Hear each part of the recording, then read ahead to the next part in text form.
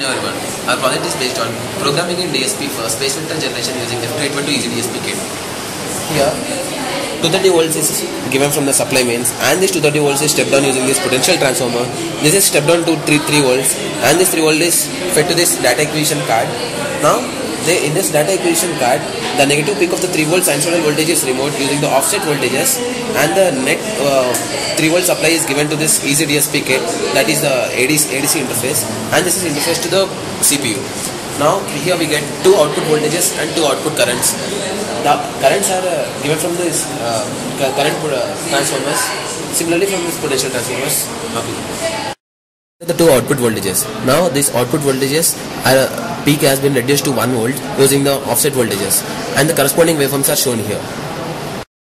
These are the corresponding voltages, that is V1 and V3. These output voltages are given to the Clark transformation.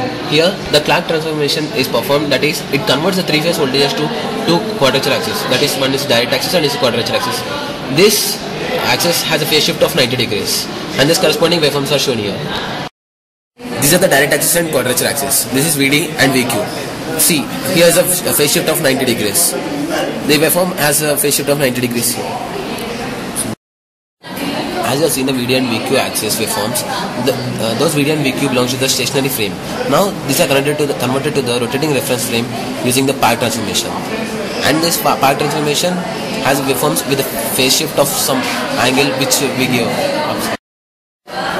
Now the reference voltage is taken and is fed to the PID controller, and this is given to the inverse Park transformation such that the rotating reference frame is converted to the stationary frame, and these are the waveforms for the inverse Park. And VQ voltages obtained from the inverse Park are now given to the SVGen, and in this SVGen the VD and VQ are converted to the 3 pseudo-sinusoidal waveforms, that is VA and VB, VA, VB, VA and VC. This VA, VB, VC are helpful in determining the sectors. By determining the sectors, we can easily identify the duty ratios, that is the time periods TA, TB, TC. By giving this duty ratios to the PWM, we can generate the pulses. These are the time duty ratios for the space vector generation waveforms.